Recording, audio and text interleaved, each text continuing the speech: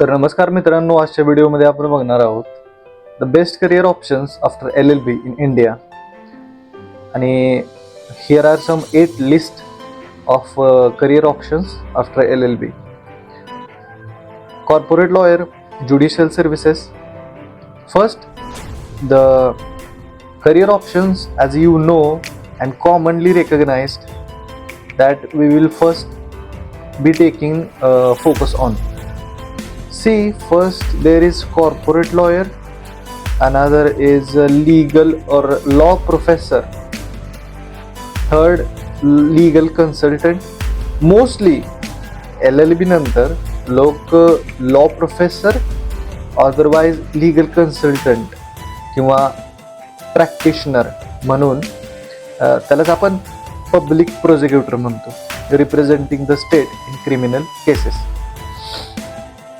आता फर्स्टली आपण समजून घेऊया की आपण लॉ प्रोफेसर कसं होऊ शकतो. तर LLB नंतर तुम्ही जर LLM केलं तर ते बेटर राहील, बिकॉज ऑफ लॉ प्रोफेसर्स आता भरपूर झालेत. So you need to stand out. आणि जर PhD इन लॉ असेल म्हणजेच LLD तुमची असेल तर दॅट्स ब्राईट फ्युचर. म्हणजे तुम्हाला कोणत्याही कॉलेजमध्ये ॲज अ प्रोफेसर ते घेणारच घेणार. सो जेवढं तुमचं क्वालिफिकेशन बेटर असेल त्यावरती फोकस करा. देन आपण घेऊ शकतो की कॉर्पोरेट लॉयर. नाव कॉर्पोरेटचा मिनिंग असतो कंपनीज, आणि कंपनीजना रेकमेंडेशन देणं, लीगल कंप्लायन्स करणं आणि त्यांना सजेशन्स देणं की तुम्ही लॉ सोबत किंवा रूल्स अँड रेग्युलेशन सोबत as per the company law 2013 तुम्ही तुमचे ऑपरेशन्स कसे करू शकता. फॉर एक्झाम्पल, तुमची LLB झालेली आहे आणि तुम्ही कराड, पुणे, अदरवाइज मुंबई या मार्केट्समध्ये जाता आणि मोठमोठ्या कंपनींना अप्रोच करता. त्यावेळी त्या कंपनीज तुमचं काय बघणार आहेत, येस ह्यांचं क्वालिफिकेशन काय. हां, तर ते बघणार की कराड कॉलेजमधून तुमची LLB झाले, LLM झाले आणि डॉक्टरेट झाले की नाही. डॉक्टरेट असली तर बेटरच. सो जर LLM झालंय तुमचं तर तुम्हाला प्रॅक्टिसचा एक्सपिरियन्स किती वर्षांचा आहे किंवा एक्सपिरियन्स ॲज अ होल किती इयर्सचा आहे हे ते बघणार, right. So exploring the roles and responsibilities. So corporate lawyer हे तुम्हाला समजलं असेल, ॲडवाइस करणं लीगल कंप्लायन्ससाठी. तर ह्याची जी डिमांड आहे ती युरोप, US मध्ये खूप जास्त आहे.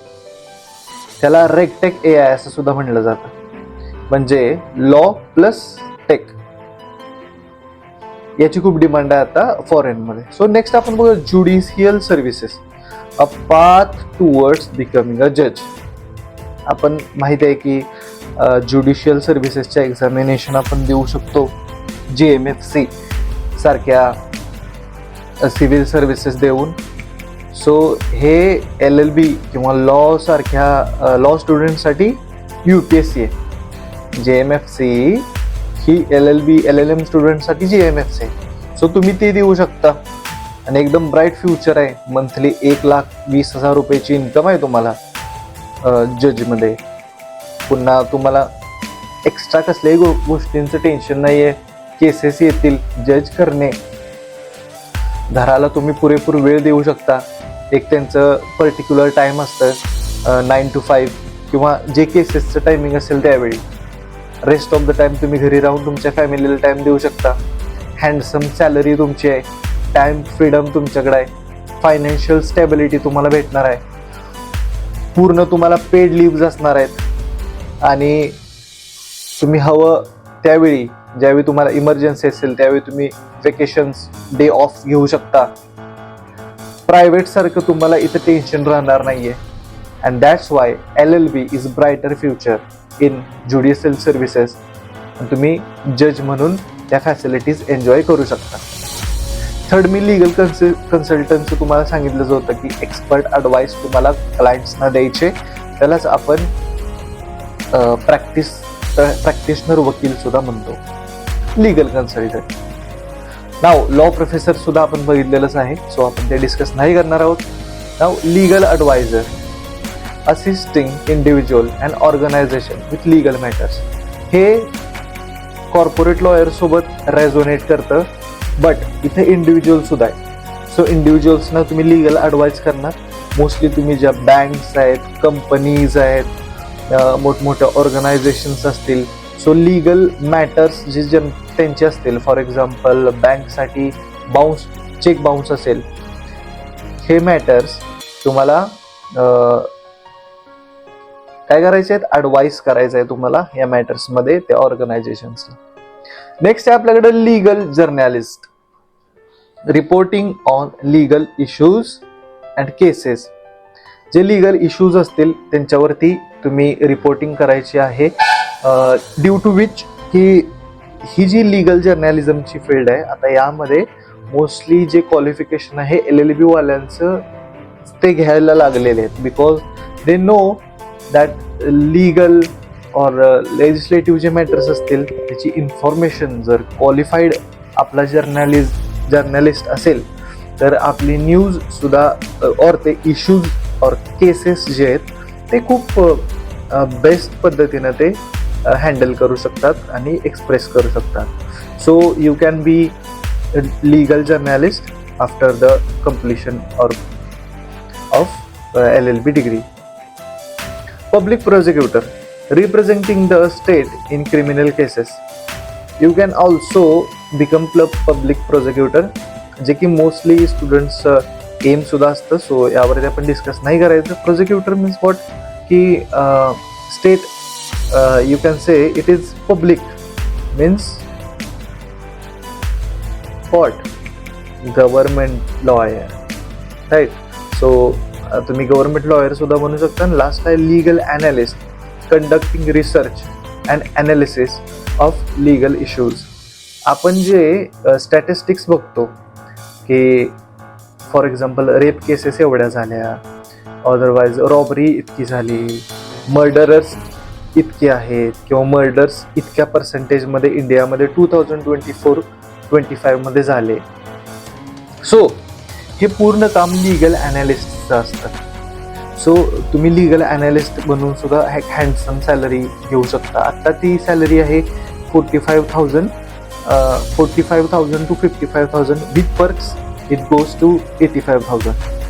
So if you ask me what is the best career option for you, आता मी एवढं सांगेन, जर तुम्हाला फील्ड वर्क करायचं नसेल, जर तुम्हाला ओनली कन्सल्टेशन द्यायचं आहे, if you don't want to be in contact with criminals or you are afraid of those things because your mentality and psychology also gets affected by those things.